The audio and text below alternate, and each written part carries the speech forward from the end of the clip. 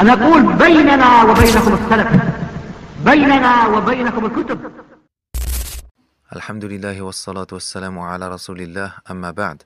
Les sœurs vivant en terre d'islam, qu'elles soient converties ou n'ayant pas de tuteur shara'i pour les marier, ne peuvent pas prendre comme tuteur un frère quelconque, ni un talib ilm, ni même un sheikh.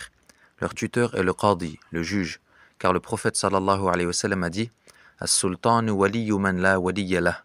Le gouverneur est le tuteur de celui qui n'en a pas, authentifié par le cheikh al-Albani.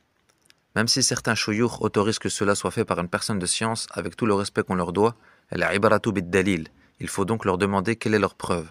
L'imam Ibn Baz, rahimahullah, a dit « Si la femme se trouve dans un pays dans lequel elle n'a pas de tuteur, ni père, ni frère, ni cousin paternel, qui soit musulman bien sûr, eh bien c'est le hakim qui sera son wali, son tuteur est le gouverneur, car le prophète sallallahu alayhi wa sallam a dit « As-sultanu waliyu man la waliya lah ». C'est donc lui qui la marie ou qui mandate quelqu'un pour la marier. Et s'il se trouve dans un pays dans lequel il n'y a pas de hakim, muslim yani, donc pas de gouverneur ni juge musulman, comme c'est le cas pour les minorités musulmanes vivant dans les pays de Kufr, eh bien c'est le président du centre islamique qui sera son tuteur et qui s'occupera de la marier. Et pour confirmer cela, j'ai contacté plusieurs shuyukh pour leur demander s'il est correct qu'une sœur convertie prenne un cheikh comme wali alors qu'elle vit dans un pays musulman. Le cheikh Abdus Salam al-Suhaymi hafidhahullah m'a répondu « Dans un pays musulman, c'est le juge qui devient son wali ». Et le cheikh Ahmed al-Subay'i hafidhahullah m'a répondu « Non, évidemment ce n'est pas permis. Il y a dans cela de l'exagération envers les gens de science et de l'ignorance concernant le rang du gouverneur musulman.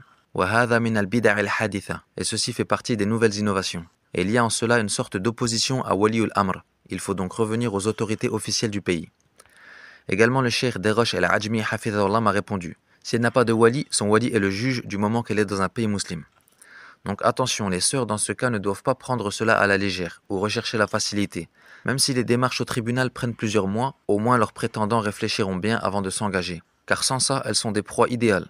Et combien de sœurs se marient en quelques jours seulement, sans passer à la mairie, puis se plaignent d'être divorcées au bout d'une semaine. Et si ça t'arrive Ourti, gare à toi de dire que ce frère t'a fait du dhulm, car le divorce sans raison est juste makruh en islam, c'est-à-dire détestable, comme a dit le cheikh Sulaiman al-Ruhayli hafidhahullah. Car Allah ne légifère pas une chose qui est haram. Donc choisis bien ton futur mari, ma sœur. Et ne te fais pas avoir par ceux qui disent « le tribunal dans ce pays ne juge pas avec la charia », car le juge, jusqu'à preuve du contraire, est musulman, même s'il juge dans beaucoup d'affaires par autre que la loi d'Allah. La base est que cela reste du kufr duna kufr, comme a dit Ibn Abbas, radiyallahu anhuma, donc de la mécréance mineure qui ne fait pas sortir de l'islam. Et d'ailleurs, aucun des meshayikh que j'ai questionné n'a mis en condition que ce juge doit être de tel ou tel pays. Wallahu a'lam, wa sallallahu ala nabiyyina Muhammadin wa ala alihi wa sahbihi wa sallam.